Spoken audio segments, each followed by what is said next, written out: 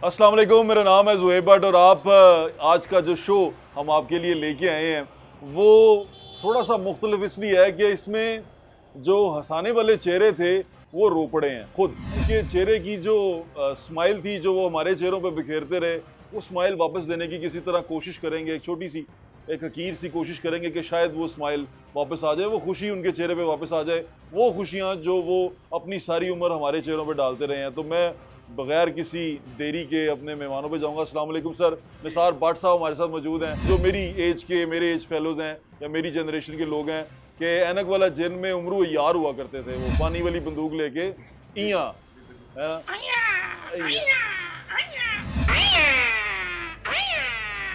उमरू यार साहब जो थे, निसार भट्ट साहब हमारे साथ मौजूद है, राशिद महमूद साहब हैं, सही सिकी साहब हैं और हमारे सीनियर फनकार हमारे साथ मौजूद हैं। लेकिन सबसे पहले क्योंकि जिस वजह से हम यहाँ पर आए हैं, निसार भट्ट साहब जिनसे हैं, वो पहले जो टाइम लेंगे वो आपके चेहरे पे दोबारा मुस्कुराहट बिखेरेंगे, वो अपने उस फ़न से जिस फ़न के लिए वो पूरी दुनिया में मशहूर है। भट्ट साहब, कैमरा आपका है। बिस्मिल्लाह, अल्लाह आपकी सलामती हो।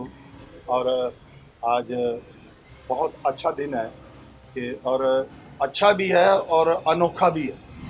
अनोखा इस लिहाज से है कि एक बट से इंटरव्यू कर हाँ जी, ये भी है, बिल्कुल ऐसे ही है। आर्ट के हवाले से बिल्कुल ठीक। मेहरबानी। मेरी रिहायश है पुरानी राम गली तो। हाँ जी, मेरा हमसाया मोहम्मद नवाज शरीफ साहब का 3 ਵਾਰੀ ਉਹ ਵੀ ਕਸ਼ਮੀਰੀ। ਉਹ ਵੀ ਕਸ਼ਮੀਰੀ ਤੇ ਮੇਰਾ ਹਮਸਾਇਆ ਵੀ। ਅੱਛਾ। ਉਹਨਾਂ ਮੱਲਿਆਂ ਦਾ ਮੈਂ ਬੰਦਾ, ਉਹਨਾਂ ਦੀ ਗਲੀ ਦਾ ਬੰਦਾ, ਉਹਨਾਂ ਦਾ ਬਰਫਖਾਨਾ। ਲੋਕਾਂ ਨੇ ਇਹ ਨਹੀਂ ਪਤਾ ਕਿ ਮੀਆਂ ਨਵਾਜ਼ ਸ਼ਰੀਫ ਕਿੱਥੇ ਜੰਮਿਆ, ਕਿੱਥੇ ਪਲਿਆ ਤੇ ਕਿੱਥੇ ਪੜਿਆ। ਗਵਾਲ ਮੰਡੀ ਦੇ ਨੇ। ਗਵਾਲ ਮੰਡੀ ਸਾਰੇ ਪਾਈ ਜਾਣਗੇ। ਮੈਂ ਕਿਹਾ ਤੇ ਆਪਣਾ ਰੇਲਵੇ ਰੋਡ ਨਹੀਂ ਯਾਦ ਰਹਿਣਾ, ਪਾਥੀ ਗਰਾਊਂਡ। ਇਹ ਪਾਥੀ ਗਰਾਊਂਡ ਸੀ, ਇੱਥੇ ਕ੍ਰਿਕਟ ਖੇਡਦੇ ਸਨ। ਇਹਨਾਂ ਦੇ ਪਿੱਛ ਹੁੰਦੀ ਸੀ ਸਾਡੀ ਗੁੱਲੀ ਡੰਡਾ, ਕਿਉਂਕਿ ਥੋੜੀ ਜਿਹੇ ਪੈਸੇ ਵਾਲੇ ਸਨ। ਅਸੀਂ ਉਸ ਪਿੱਚ ਤੇ ਫਿਰ ਆ ਕੇ ਗੁੱਲੀ ਡੰਡਾ ਖੇਡਣਾ। ਪਿੱਚ ਖਰਾਬ ਕਰਦੇ ਹੋ ਨਾ ਤੁਸੀਂ? ਅਸੀਂ ਪਿੱਚ ਕਈ ਵਾਰੀ ਖਰਾਬ ਕੀਤੀ ਤੇ ਅਸੀਂ ਉਹ ਅਬਸੇ ਜਿਹੜੇ ਨੇ ਬੜੇ ਨਰਮ ਆਦਮੀ ਸਨ। ਮੀਆਂ ਸਾਹਿਬ ਮੀਆਂ ਸ਼ਰੀਫ ਸਾਹਿਬ ਵੀ। ਅੱਛਾ, ਦੋ ਇਹ ਸਾਰੇ ਬੰਦੇ ਨਰਮ ਸਨ ਤੇ ਨਰਮ ਦੀ ਵਜ੍ਹਾ ਨਾਲ ਇਹਨਾਂ ਨੇ ਬੜੇ ਕਰਮ ਕੀਤੇ। ਅੱਛਾ ਜੀ, ਇਹ ਮੈਂ ਦੇਖਿਆ ਆਰਟਿਸਟ ਨਾਲ ਵੈਸੇ ਵੀ ਸੁਣਿਆ ਬੜਾ ਪਿਆਰ ਕਰਦੇ ਸਨ। ਹਾਂਜੀ, ਬੜਾ ਪਿਆਰ ਕੀਤਾ। ਜਦੋਂ ਇਹਨਾਂ ਨੇ ਇੰਨਾ ਹੀ ਕੋਈ ਪਿਆਰ ਕੀਤਾ। ਅੱਛਾ ਜੀ। ਮੈਂ ਮੀਆਂ ਨਵਾਜ਼ ਸ਼ਰੀਫ ਸਾਹਿਬ ਨੂੰ ਕਿਹਾ, ਮੀਆਂ ਸਾਹਿਬ ਆਰਟਿਸਟਾਂ ਦੇ ਹਾਲਾਤ ਠੀਕ ਨਹੀਂ ਗਏ, 10 ਵਜੇ ਜਿਹੜਾ ਸ਼ਾਦੀ ਹਾਲ ਬੰਦ ਕੀਤਾ ਜੇ, ਖੁਦਾ ਦਾ ਵਾਸਤਾ ਇਹਨੂੰ 12 ਵਜੇ ਤੱਕ ਕਰ ਦਿਓ ਤੇ ਇਸ ਤਰ੍ਹਾਂ ਦੇ ਲੋਕ ਮਰ ਜਾਣਗੇ। ਉਹਨਾਂ ਨੇ ਕਿਹਾ ਆਰਟਿਸਟ ਜਿਹੜੇ ਨੇ ਉਹਨਾਂ ਨੇ ਤਾਂ ਖੈਰ ਮਰਾਸੀ ਕਿਹਾ, ਮੈਂ ਤੁਹਾਨੂੰ ਆਰਟਿਸਟ ਐਸੇ ਕਹਿ ਰਿਹਾ ਕਿ ਖੁਦਾ ਦਾ ਵਾਸਤਾ ਜੇ ਕੋਈ ਇੱਜ਼ਤ ਨਹੀਂ ਦੇ ਸਕਦੇ ਤੇ ਆਰਟਿਸਟ ਹੀ ਕਹਿ ਦਿਆ ਕਰੋ ਸਾਨੂੰ ਯਾਰ। ਅੱਛਾ, ਉਹਨੇ ਕਿਹਾ ਮਰਾਸੀ? ਉਹਨੇ ਕਿਹਾ ਮਰਾਸੀ ਹੀ ਕਿੰਨੇ ਕਿੰਨੇ? ਮੈਂ ਕਿਹਾ 5000 ਨੇ। ਤੇ ਮੀਆਂ ਨਵਾਜ਼ ਸ਼ਰੀਫ ਸਾਹਿਬ ਕਹਿੰਦੇ ਚਲੋ ਇਹ ਮਰ ਜਾਣਗੇ, ਜਿਹੜੇ ਨਵੇਂ ਆਣਗੇ ਕੋਈ ਹੋਰ ਕੰਮ ਸਿੱਖ ਲੈਣਗੇ। ਬੜੀ ਮੁਹੱਬਤ ਕੀਤੀ ਉਹਨਾਂ ਨੇ ਸਾਡੇ ਨਾਲ। ਯਾਨੀ ਜ਼ਰਦਾਰੀ ਸਾਹਿਬ ਦੀ ਹਕੂਮਤ ਤੇ ਮੈਨੂੰ, ਮੇਰੀ ਜ਼ਾਤ ਨੂੰ, ਮੇਰੇ ਜੈਸੇ ਆਰਟਿਸਟਾਂ ਨੂੰ, ਸਹੀ ਸਿੱਕੀ ਸਾਹਿਬ ਨੂੰ ਜਾਂ ਰਾਸ਼ਿਦ ਮਹਿਮੂਦ ਸਾਹਿਬ ਨੂੰ 20000 ਰੁਪਏ ਮਿਲਦਾ ਸੀ। ਉਹਨਾਂ ਨੇ ਦੇਖਿਆ ਉਹੀ ਇਹ ਤੇ ਸਾਲ 2 ਸਾਲਾਂ 'ਚ ਰੋਟੀ ਖਾਣ ਲੱਗ ਪਣਗੇ ਹੈ, ਇਹਨਾਂ ਦੇ ਮੂੰਹ ਗੜਵੀ ਵਰਗੇ ਕਿਉਂ ਨਹੀਂ ਹੋਏ? ਉਹਨਾਂ ਨੇ ਸਾਡੇ ਜਿਹੜੇ 20000 ਸਨ 5000 ਕਰਤੇ। ਜਾਂਦਿਆਂ 5 ਕਰ ਦਿੱਤਾ। ਜਿਹੜੀ ਤਾਜ਼ਾ ਹਕੂਮਤ ਆਈ ਹੈ ਇਹਨਾਂ ਨੇ ਉਹਨਾਂ 'ਤੇ ਈਮਾਨ ਲੈਣ ਦਾ ਕਿ ਇਹਨਾਂ ਨੂੰ 5 ਹੀ ਸੀ।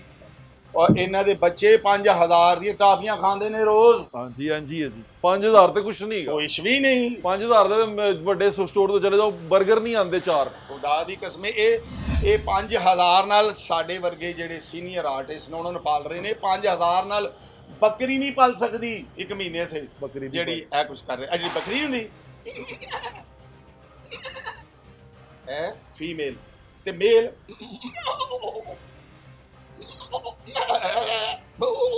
ਸਭ ਤੋਂ ਪਹਿਲੇ ਤਾਂ ਸਾਨੂੰ, ਮੇਰੇ ਦੇਖਣ ਵਾਲੇ ਨੂੰ, ਜਿਹੜੇ ਤੁਹਾਨੂੰ ਦੇਖ ਰਹੇ ਨੇ, ਟੀਵੀ ਲਾ ਕੇ ਬੈਠੇ ਨੇ, ਆਪਣਾ ਵਕਤ ਸਾਨੂੰ ਦੇ ਰਹੇ ਨੇ, ਕੀਮਤੀ ਵਕਤ। ਜੀ ਬੜਾ ਕੀਮਤੀ। ਉਹਨਾਂ ਨੂੰ ਦੱਸੋ ਕਿ ਨਿਸਾਰ ਭੱਟ ਆਰਟਿਸਟ ਕੀ ਆਰਟਿਸਟ ਹੈ, ਕੀ ਪੇਸ਼ ਕਰਦਾ ਰਿਹਾ? ਮੈਂ ਕੀ ਪੇਸ਼ ਕਰਦਾ ਰਿਹਾ? ਮੈਂ ਅਮਰੀਕਾ ਗਿਆ ਤੇ ਉਹਨਾਂ ਨੇ ਕਿਹਾ ਤੂੰ ਅਮਰੀਕਾ ਤੇ ਆਇਆ, ਅੰਗਰੇਜ਼ੀ ਆਂਦੀ ਹੂੰ? ਅੱਛਾ ਜੀ। ਮੈਂ ਕਿਹਾ ਇੰਨੀ ਤਾਂ ਨਹੀਂ ਆਉਂਦੀ, ਯੈਸ ਨੋ ਵਾਲੀ ਤੇ ਆਉਂਦੀ। ਉਹਨੇ ਕਿਹਾ ਇੱਥੇ ਜਿਹੜਾ ਸ਼ੋਅ ਹੋ ਰਿਹਾ ਨਾ ਕਾਲਿਆਂ ਦਾ, ਇੱਥੇ ਕੀ ਆਈਟਮ ਸੁਣਾਏਗਾ ਤੂੰ? ਅਤਰ ਸ਼ਾਹ ਖਾਨ ਜੀ ਦੀ, ਕਵੀ ਸਾਹਿਬ ਮੇਰੇ ਨਾਲ ਸਨ। ਹਾਂਜੀ, ਅਸੀਂ ਇੱਕ ਟੀਮ ਨਾਲ ਗਏ ਸਾਂ। ਬੁਸ਼ਰਾ ਅੰਸਾਰੀ ਸਾਡੇ ਨਾਲ ਸੀ। ਅਤਰ ਸ਼ਾਹ ਖਾਨ ਜੀ ਦੀ, ਬੁਸ਼ਰਾ ਅੰਸਾਰੀ, ਇਸਮਾਈਲ ਤਾਰਾ, ਇਹ ਬੜੀ ਵੱਡੀ ਟੀਮ ਅਸੀਂ ਗਏ। ਤੋ ਕਹਿੰਦੇ ਅੱਜ ਦੇਖਾਂਗੇ ਨਾ ਨਿਸਾਰ ਭੱਟ ਪਾਕਿਸਤਾਨ 'ਚ ਤੇ ਇੰਝ ਕਰਦਾ ਤੇ ਇੱਥੇ ਅਮਰੀਕਾ 'ਚ ਕੀ ਕਰਦਾ। ਮੈਂ ਫਿਰ ਉੱਥੇ ਜਾ ਕੇ ਕਿਹਾ, ਮੈਂ ਕਿਹਾ ਯਾਰ ਗੱਲ ਸੁਣੋ, ਮੈਂ ਤੁਹਾਨੂੰ ਇੱਕ ਆਈਟਮ ਸੁਣਾਉਣਾ, ਬਹੁਤੀ ਤਾਂ ਨਾ ਸੀ ਕਿਉਂਕਿ ਉੱਥੇ ਤਾਂ ਕਾਫੀ ਸੁਣੀ ਸੁਣਾਇਆ। ਮੈਂ ਉਹਨਾਂ ਨੂੰ ਕਿਹਾ ਸੁਣੋ, ਕੁੱਤਾ ਵਾਊ ਵਾਊ ਕਰਦਾ ਤਾਂ ਜ਼ਰੂਰ ਸੁਣਿਆ ਤੁਸੀਂ, ਕੁੱਤਾ ਅੰਗਰੇਜ਼ੀ ਬੋਲਦਾ ਨਹੀਂ ਵੇਖਿਆ ਕਰ। ਅੱਛਾ, ਕਦੀ ਸੁਣਿਆ ਕੁੱਤਾ ਅੰਗਰੇਜ਼ੀ ਬੋਲ ਰਿਹਾ ਨਹੀਂ। ਹੈ ਜੀ। ਅਮਰੀਕਨ ਕੁੱਤੇ ਜਿਸਲੇ ਕਿਸੇ ਨੂੰ ਭੌਂਕਦੇ ਨੇ ਤੇ ਵਿੱਚ ਅੰਗਰੇਜ਼ੀ ਬੋਲਦੇ ਦੇਖਣਾ। ਜੇ ਤੁਹਾਨੂੰ ਲੱਗੇ ਕਿ ਕੁੱਤਾ ਅੰਗਰੇਜ਼ੀ ਬੋਲ ਰਿਹਾ ਤੇ ਫਿਰ ਤੁਸੀਂ ਤਾਲੀਆਂ ਵਜਾ ਲੈਣਾ जी ठीक ਤੇ है। ਜੇ ਉਹ ਨਾ ਲੱਗੇ ਤੇ ਫਿਰ ਅਸੀਂ ਸਬਰ ਕਰ ਲਾਂਗਾ ਮੈਂ। हाँ, ठीक है। गौर करो नाज़रीन जरा गौर से सुनिएगा। गौर जी। कुत्ता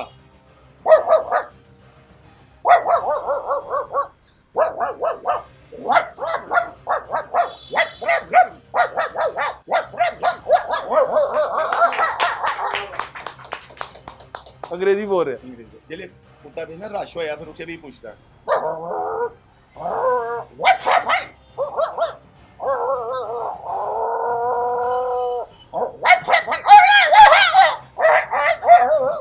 You shut up! You bastard! You bastard! You bastard! You bastard!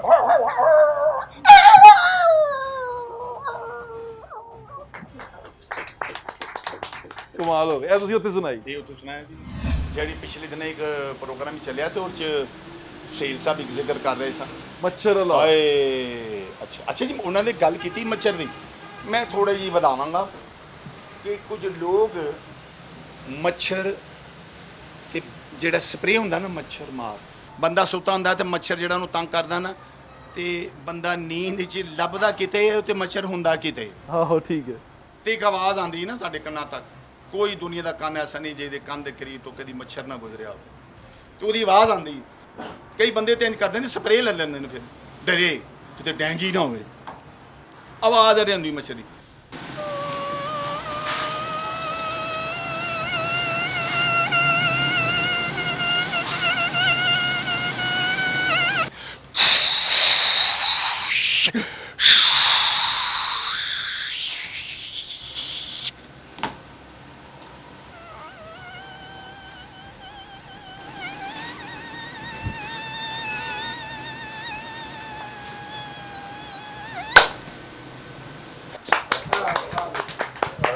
ਠੀਕ ਹੋ ਗਈ। ਬਹੁਤ ਜ਼ਿਆਦਾ।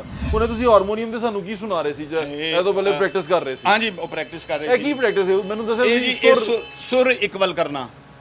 ਸੁਰ ਇਕੁਅਲ ਕਰਨਾ। ਹਾਂ ਇਹ ਕੀ ਹੁੰਦਾ ਹੈ? ਇਹ ਹੈਗਾ ਕਿ ਤੁਹਾਨੂੰ ਇਹ ਪਤਾ ਹੋਵੇ ਤੁਸੀਂ ਸੁਰ ਤੋਂ ਕਿਤੇ ਖਿਲਾਫ ਤੇ ਨਹੀਂ ਚੱਲ ਰਹੇ। ਓਕੇ, ਤੁਹਾਡੀ ਆਵਾਜ਼ ਸੁਰ ਦੇ ਨਾਲ ਰਵੇ।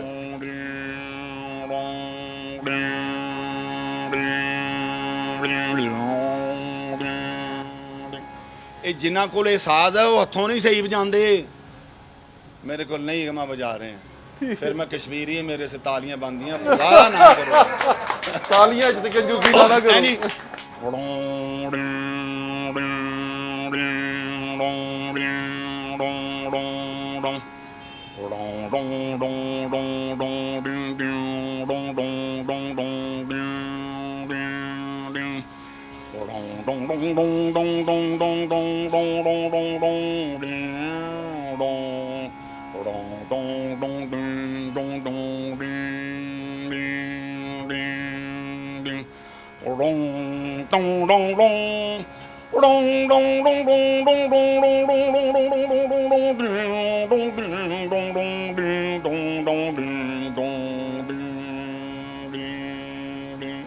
एक साज इस साज ਨੂੰ ਅਗਰ ਪਠਾਨ ਵਜਾ ਰਿਹਾ ਹੋਵੇ। ਅੱਛਾ ਜੀ। ਪਿਸ਼ਾਵਰ ਚ ਠੀਕ ਹੈ।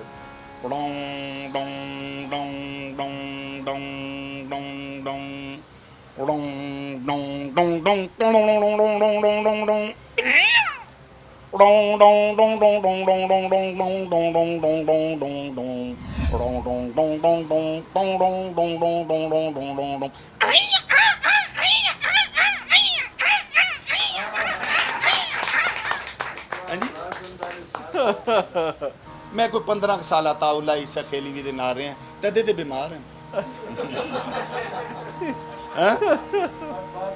15 साल उन्हें मैंने मेहंदी हसन सुनने नहीं दिता। इश्क दे पीछे उन्ना पोससिए नी तू चढ़ दे इश्क दा खड़ा बालां वांगू जिद ना करनी इश्क दा बार वधेरा। अच्छा ਉਹਦੀ शायरी ਇਹ मैं ही किया मेरे तो बाद लोगों ने किया। खुदा दी कसम मेरे तो पहले किसी ने नहीं किया। ਮੈਂ ਕਿਹਾ ਇਹ ਇੱਕ ਬੰਦਾ ਕਹਿੰਦੇ ਇਹ ਸ਼ਾਇਰੀ ਕਿੱਥੋਂ ਲਿਆਂਦਾ ਹੈ? ਮੈਂ ਕਿਹਾ ਟਰੱਕਾਂ ਔਰ ਬੱਸਾਂ ਦੇ ਪਿੱਛੋਂ ਸ਼ਾਇਰੀ ਲੈਂਦਾ ਹੈ। ਪਿੱਛੇ ਲਿਖੇ ਨੇ ਬੱਸ ਲੰਗੀ ਹੈ LH 2272 ਲੰਗੀ ਤੇ ਉਹਨੇ ਪੜ੍ਹ ਲਈ ਪਿੱਛੋਂ। ਹਰ ਬੱਸ ਦੇ ਪਿੱਛੇ ਟਰੱਕ ਦੇ ਪਿੱਛੇ ਲਿਖਿਆ ਹੁੰਦਾ ਹੈ ਤੂੰ ਲੰਘ ਜਾ ਸਾਡੀ ਖੈਰੇ अच्छा दोस्त फिर मिलेंगे वो माँ की दुआ जन्नत की हवा जलने वाले तेरा मुंह काला। अच्छा एक बंद कहते जी सड़कों के मील भी पढ़िया कई बारी हाँ जो याद है वो पूछने वाले कोई नहीं भाजी अजकल ये तो राशिद महमूद साहब खुशकिस्मत ने किसी चंगे सियाने की इन्होंने नज़र पै गई वरना इन्होंने सदारती अवार्ड बड़ी दूर तक नहीं सी मिलना। हाँ वो तो किसी सियाने की नज़र पै गई मैं प्राइड ऑफ परफॉर्मेंस अताउल ईसा खेलवी शबन मजीद ਹੁਣ ਤੇ ਅੱਗੇ ਜ਼ਿਆਦਾ ਕੰਮ ਵੱਧ ਗਿਆ ਹੈ ਐਸੀ ਤੇ ਵਧਿਆ ਹੁਣ ਤੁਸੀਂ ਇਹ ਵੇਖੋ ਕਿ ਵਜ਼ੀਫੇ ਆਸੇ ਨਾ ਵਜ਼ੀਫੇ ਆਸੇ ਕਹਿੰਦੇ ਨੇ ਕੁੜੀ ਦਾ 45 ਸਾਲ ਹੋਣਾ ਜ਼ਰੂਰੀ ਹੈ ਤੇ ਮੁੰਡੇ ਦਾ ਜਾਂ ਬੰਦੇ ਦਾ 50 ਸਾਲ ਹੋਣਾ ਜ਼ਰੂਰੀ ਹੈ। ਇਹਦਾ ਫਿਰ ਵਜ਼ੀਫਾ ਲੱਗੇਗਾ ਫਿਰ ਵਜ਼ੀਫਾ ਲੱਗੇਗਾ ਤੇ ਇੱਕ ਸਾਹਬੀ ਸਾਹਿਬ ਅਜ਼ੀਜ਼ ਸਾਹਿਬ ਕੀ ਨਾ ਮੈਂ ਵੀ ਸ਼ਾਹਯਾਦ ਚਲੋ ਯਾਰ ਝੂਠ ਬੋਲ ਕੇ ਦੱਸੋ ਉਹਦੀ ਕਿੰਨੀ ਉਮਰ ਹੈ 25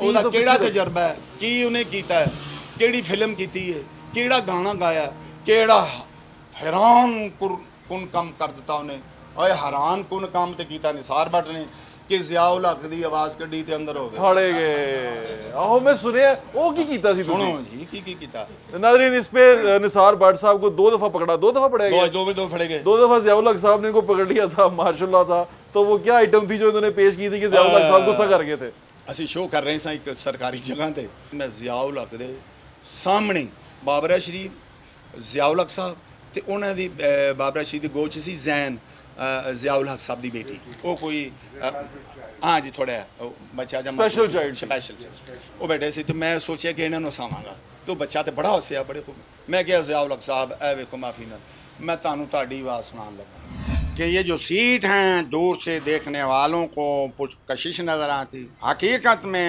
कांटों की माला है मैं दोरी आग में सुलग रहा हूँ ऊपर से अल्लाह ताला की और नीचे से गरीब आवाम की जब तक कि अल्लाह ताला मुझे पसंद करते मैं यहाँ पे हूँ वैसे मैं जाने वाला नहीं क्या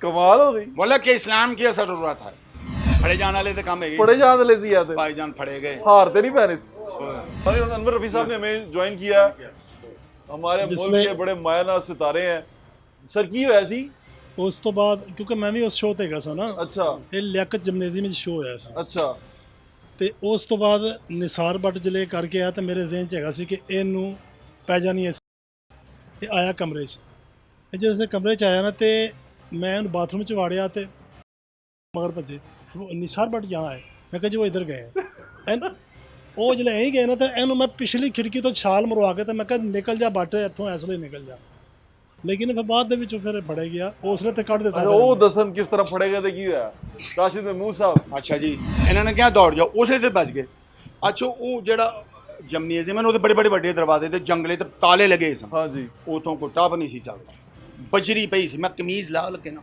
ਸੁੱਟ ਦਿੱਤੀ ਤੇ ਆਪ ਬਜਰੀ ਤਾਂ ਕਰਨ ਲੱਗ ਪਏ ਕਿ ਮੈਂ ਮਜ਼ਦੂਰ ਹਾਂ ਅੱਛਾ ਮੈਨੂੰ ਇਹ ਨਾ ਚੇਤਾ ਰਿਹਾ ਕਿ ਤੂੰ ਕਮੀਜ਼ ਤੇ ਲਾ ਲਈ ਮਜ਼ਦੂਰ ਬਣ ਗਿਆ ਤੇ ਪੈਂਟ ਤੇ ਤੇਰੀ ਬੂਟ ਹੋ ਗਈ उन्होंने आके कि जवान तुम अभी जो अंदर कोई मज़ा कर रहे थे ज़ियाद साहब के सर तुम ही हो तुम मैं क्या आहो सर मैं क्या जी मैं ना मनिया तो इन्हों के बूट बड़े तगड़े होंगे ने मैं क्या ये तो हिंदुस्तान के किसी बंदे ने एक बूट मारे तो बंदा ही मर जाए उन्होंने बड़ा तगड़ा बूट होंगे ना वो फड़े गए जनाब फड़े जाने तो बाद थाने चले गए वो थानेदार मैंने पूछे तुसी काहदे च आए मैं क्या मैनू पता नहीं लग रहा हाले उन्हें कहा किस किस्म का बंदा तुम पता नहीं काहदे च पढ़े मैं क्या भाजी मैं ज़ियाउल हक साहब की आवाज़ कढ़ी सी इस करके फड़े नहीं वो समझ गया कोई सियासी चक्कर है लो जी वो फड़े जाने तो बाद फिर अंदर जल्दी चले गए अंदर वो गए ही है तो पहली बारी जेल वेखी सी तो कहते 4 हो जाओ मैं क्या ले रोटी खुलन लगी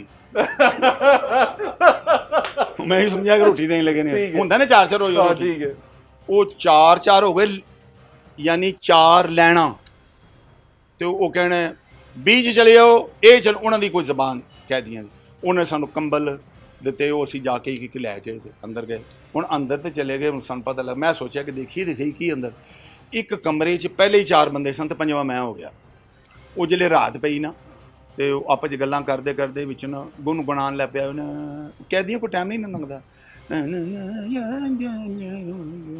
ਮੈਂ ਕਿਹਾ ਭਾਜੀ ਮੂੰਹ 'ਚ ਕੀ ਕਹਿਣ ਦਿਓ ਕਹਿੰਦੇ ਯਾਰ ਗਾਣ ਨੂੰ ਦਿਲ ਕਰਦਾ ਪਰ ਗਾਣਾ ਨਹੀਂ ਆਉਂਦਾ ਤੈਨੂੰ ਆਉਂਦਾ ਮੈਂ ਕਿਹਾ ਆਹੋ ਜੀ ਆਉਂਦਾ ਉਹਨਾਂ ਨੇ ਉਹ ਘੜਾ ਜਿਹੜਾ ਪਾਣੀ ਵਾਲਾ ਸੋ ਵਜਾਉਣ ਲੱਗ ਪਏ ਤੇ ਮੈਂ ਗਾਣ ਲੱਗਾ ਮੈਂ ਸਾਰੀ ਰਾਤ ਗਾਉਂਦਾ ਰਿਹਾ ਜਿੰਨੇ ਕੁ ਗਾਣੇ ਆ ਸੁਣਾ ਦਿੱਤੇ ਮੈਂ ਸੋਚਿਆ ਕਿ ਸਜ਼ਾ ਤੇ ਮੈਨੂੰ ਐਡੀ ਨਹੀਂ ਸੀ ਹੋਣੀ ਇਹ ਕੈਦੀ ਨੇ ਮੇਰਾ ਕੀ ਹੱਲ ਕਰਤਾ ਉਹ ਸਵੇਰੇ ਸੁਪਰੀਡੈਂਟੈਂਟ ਸਾਹਿਬ ਜਿਹੜੇ ਆਏ ਨਾ ਤੇ ਉਹਨਾਂ ਨੇ ਕਿਹਾ ਧਿਆਨ ਨੀਚੇ ਓਏ ਫਲੱਗ ਓ ਡੇਡੇ ਇਹੋ ਜਿਹੀ ਆਵਾਜ਼ਾਂ ਆਈਆਂ ਨਾ ਉਹਨਾਂ ਨੇ ਤੇ ਮੈਂ ਉਹਨਾਂ ਨੂੰ ਕਿਹਾ ਧਿਆਨ ਥੱਲੇ ਤੇ ਮੈਂ ਜਰਾ ਨਾ ਐਂ ਕਰਕੇ ਵੇਖ ਲਿਆ ਮੈਂ ਕਿ ਪੈਣੀ ਤੇ ਮਾਰ ਹੀ ਹੈ ਤੇ ਕੋਈ ਨਹੀਂ ਉਤਾਂ ਦੇ ਉਹ ਮੈਂ ਜੋ ਉੱਪਰ ਵੇਖਿਆ ਨਾ ਉਹ ਸੁਪਰੀਡੈਂਟੈਂਟ ਜਿਹੜੇ ਸਾਹਿਬ ਉਹ ਚਲੇ ਗਏ ਉਹਨਾਂ ਨੇ ਜਾ ਕੇ ਕਿਹਾ ਕਿ ਉਹ ਫਲਾਣੀ ਲਾਈਨ 'ਚ ਇੱਕ ਬੰਦਾ ਗਾ ਉਹਨੂੰ ਉਹਦੇ ਲਾਲ ਟੋਪੀਆਂ ਵਾਲੇ ਉਹਨੂੰ ਬੁਲਾ ਕੇ ਲਿਆਓ ਉਹ ਮੈਨੂੰ ਫੜਾ ਕੇ ਲੈ ਗਏ ਉਹ ਕਹਿੰਦੇ ਕਿ ਤੁਸੀਂ ਕਾਹਦੇ 'ਚ ਆਏ ਹੋ ਮੈਂ ਕਿਹਾ ਜੀ ਪਤਾ ਨਹੀਂ ਲੱਗ ਰਿਹਾ ਉਹਨਾਂ ਨੇ ਇੱਕ ਕਾਰਡ ਹੁੰਦਾ ਹੈ ਕੀ ਕੀਤਾ ਇਸ ਬੰਦੇ ਨੇ ਉਹ ਕਾਰਡ ਮੰਗਵਾਇਆ ਮੇਰਾ ਕਾਰਡ 'ਤੇ ਕਹਿੰਦੇ ਤੁਸੀਂ ਸਮਝ ਨਹੀਂ ਆ ਰਹੀ ਤੁਸੀਂ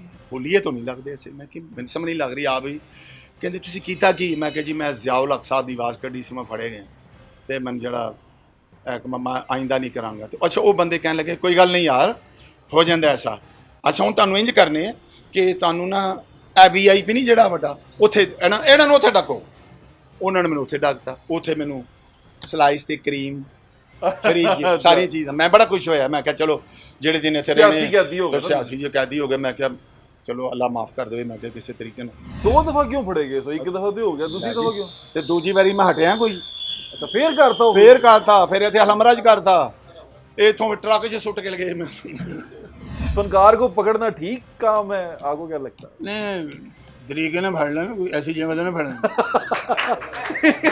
जिसमें परेशान हो जाए ऐसी जगह तो नहीं फड़ना।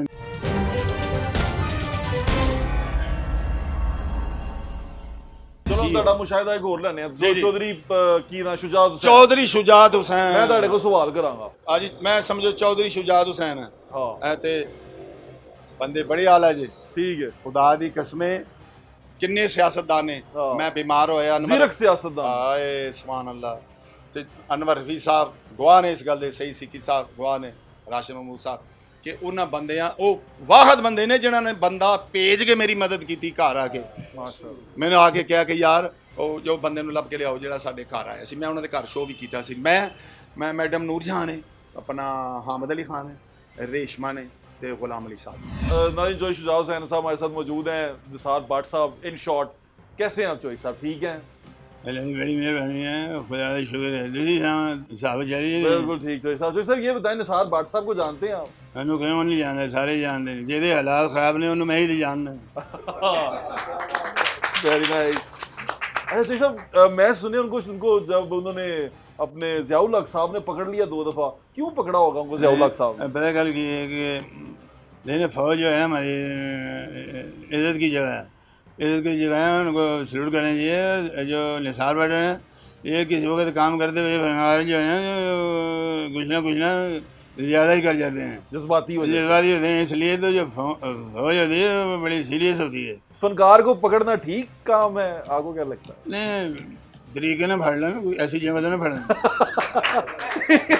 जिसमें परेशान हो जाए ऐसी जगह तो नहीं फड़ना। अभी जो मुद्दा जो यहाँ आने का जो सबब था वो निसार भट्ट से मुलाकात के अलावा एक बात ये थी कि अलहमरा आर्ट काउंसिल जो सी है उसके थ्रू फ़नकारों का एक वजीफ़ा लगा हुआ है। कुछ फ़नकार वहाँ से वजीफ़ा लेते हैं वो वजीफ़ा इसलिए है कि इनकी हेल्थ इश्यूज़ हों इनको कोई प्रॉब्लम हो इनकी माली मदद की जा सके जिसमें फ़नकार जो उनसे हैं उनको क्या प्रॉब्लम्स आ रही हैं क्यों वो परेशानी का शिकार हैं वो जानना चाहते हैं। बट साहब आपकी वाइफ की तबीयत ख़राब थी जो जिनका अभी पीछे इंतकाल हो गया है अभी जो सिचुएशन है ये सारी की सारी आपको क्या लगता है कि जो आर्ट काउंसिल है वो फ़नकारों के साथ नहीं चल रही? नहीं फनकारों के साथ नहीं चल रही वो तो सब फनकारों को ही पता है। असल में ना ये जो पैसे वहाँ जमा हैं जो ये आपके पैसे हैं हमारे ही पैसे हैं ये हमारे दोस्तों के पैसे ये शो से पैसे आते हैं ये 16वें शो के पैसे जमा है करोड़ों रुपए वो करोड़ों रुपए कहाँ हैं राशिद महमूद साहब कह रहे हैं ना कहाँ है, इनका भी सवाल यही है। जी जी, मैं राशिद साहब के पास जाऊंगा ना, आपको सबसे बात करवाते हैं बारी बारी। वो भी तो पूछ रहे हैं वो कहाँ है, किसको दिए, कहाँ है वो हिसाब, वो फंड ये लोग ले जाते, पहले तो हमें देते कुछ नहीं, अगर वहाँ पड़ा होता है तो किसी नाजायज तरीके से वो हमारे फनकारों के पैसे माड़े कमजोर लोग ले जाते। बट साहब आपकी माली इमदाद नहीं हो सकी? मेरी माली इमदाद की है जी, 20,000 रुपया दिया उन्होंने मुझे 3.5 साल में, यानी 18 रुपये रोज़ के हिसाब से। इस मुल्क के ये वज़ीर, ये मुशीर और ये आला अहदेदार, ये झूठे इज़्ज़तदार जो लोग हैं, ये हमें मरासी, ये वो बुरे नामों से पुकारते हैं, ये हमें ये नाम दे के खुश होते हैं, जैसे छोटे बच्चे बांदर को रोड़ा मार के खुश होते हैं। ये हमारी इज्जत कोई नहीं करते। आपको इमरान खान साहब सुन रहे हैं, आपने पोस्टर भी यहाँ पर लगाया हुआ है, इमरान खान जिंदाबाद, कुछ पैगाम देना चाहें वो आपको सुन रहे हैं। मैं पैगाम ये देना चाहता हूँ इमरान खान साहब से कि खुदा के लिए हम आर्टिस्ट हैं, फनकार हैं, हम फ़कीर नहीं हैं, हमारे जायज़ हकूक़ जो हैं वो हमें मिलने चाहिए। यहाँ बहुत सारे फनकार बग़ैर दुआई से चले गए, दुनिया से चले गए, उनको कुछ नहीं मिल सकता, वो शर्मिंदे इस वजह से थे कि हम दरख्वास्त देंगे तो बुरा लगेगा। ये अगर किसी को ये 5,000 रुपया महीना देते, महीना नहीं देते, 4 महीने के बाद देते हैं ताकि 20,000 की रकम लगे।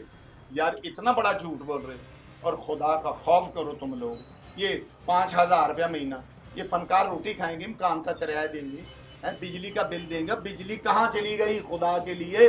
इखराजात बढ़ते जा रहे हैं नाज़रीन। अभी आपकी बरसा सुने, हाँ जो कंटेनर पे खड़ा होकर कहा था, ये बात मैं समझता हूँ ऐसा नहीं होगा, लेकिन अगर कोई वजीर आजम कुलट है तो वो महंगाई करता है, कोई ऐसी बात नहीं है। तो वो तो चौधरी साहब कहेंगे यार रहने इस गल खाने बा मीठी बात गल। इन्होंने जितना जितना सब ने काम किया उन सबको तकड़ी के एक पलड़े में रख लें। इस राशिद महमूद के अकेले के रोल इतने इस मुल्क में, दुनिया के किसी खिते में जाता हूँ, कोई फर्नांडो कह के आवाज़ देता है, कोई कालू मुचेरा कहता है।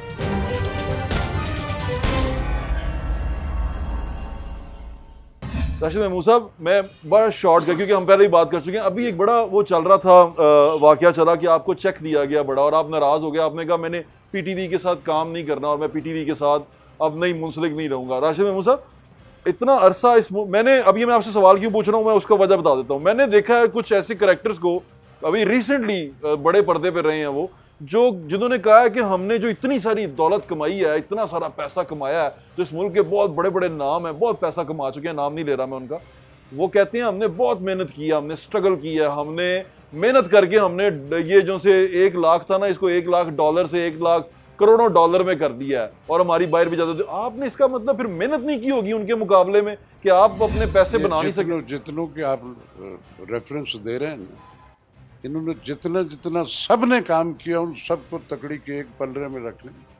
इस राशिद महमूद के अकेले के रोल इतने इस मुल्क में, दुनिया के किसी खिते में जाता हूँ, कोई फर्नांडो कह के आवाज़ देता है, कोई कालू मुचेरा कहता है, कोई अम्मा कहता है। ये सारे वो लोग हैं जिनके अपने प्रोडक्शन हाउसेज हैं, अपनी सियासी एफिलेशन है, अपनी चैनलों से इनकी एक ताल्लुक़ है।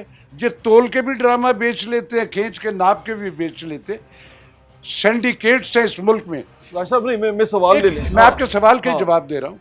ये रोज़ जो हमारी पार्लियामेंट में अशराफिया और माफिया का तस्करा करते करते सारा टेनोर 5 बरस गुजर जाते हैं, कई 3-3 बार आते हैं, कई कुछ देर रहते हैं, चले जाते हैं, कोई और आ जाता है। मेरे इस मुल्क में, इस शोबिज़ इंडस्ट्री में पिछली कई दिहाइयों से भी एक अशराफिया और माफिया मौजूद है। जो नई हुकूमत आती है उनका डॉन चेंज होता है, वही अशराफिया और वही माफिया वही मशावरत दे रहे हैं, वही इनसे खींच रहे हैं। अनवर रफ़ी साहब हमारे साथ मौजूद हैं। अनवर रफ़ी साहब प्राइड ऑफ परफॉर्मेंस हैं, सदारती इनाम याफ्ता हैं और ये वो आर्टिस्ट हैं जिनका एक नाम है, लोग जिनको जानते हैं। ये वो हैं जिनके अनवर रफ़ी साहब के लिए तालियां। बिल्कुल। अनवर रफ़ी साहब कैसे हैं आप? आपकी तबीयत ठीक है? अल्हम्दुलिल्लाह। रफ़ी साहब, आपको क्या लगता है कि जिस तरह राशिद महमूद साहब हैं, बहुत बड़े स्टार हैं, हमारे मुल्क का नाम है, ये वो चेहरा है जो चेहरे से पहचाने जाते हैं कि ये आर्टिस्ट हैं और हम जानते हैं, बच्चा बच्चा इनको पहचानता है।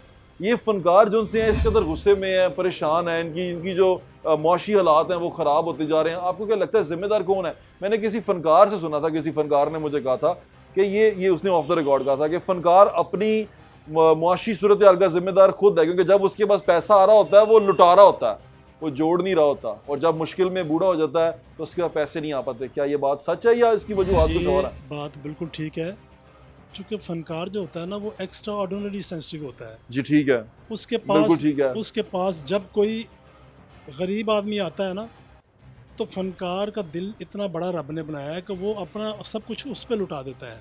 ठीक है। ये नहीं है कि वो गलत जगह पे जाता है। मैं अगर पीछे 20-25 साल पीछे चला जाऊँ ना तो निसार भट्ट, मैं और कुछ दोस्तों ने हमने एक कमेटी बनाई थी जी। हमारे पास बहुत काम होता था। हमारे पास जब कोई फनकार का बेटा या फनकार की बेटी की शादी का मसला आता था ना तो हम लोग ऐसे करते थे कि एक शो पकड़ लेते थे, 1 लाख 2 लाख 3 लाख का, कितनी खूबसूरत बात है ये। और वो शो के पैसे सारे हम उसको दे देते थे। तो ये हमने 20-25 साल ये भी काम किया अपनी वाह, मदद वाह, आपके वाह। तहत। बहुत खूबसूरत काम किया है यार। बड़ी मेहरबानी। जानू सुन जरा पलकें तो उठा, आंखों में छुपा लूं तुझे, तुझसे चुरा लूं तुझे, आ मेरे पास आ। वाह, वाह,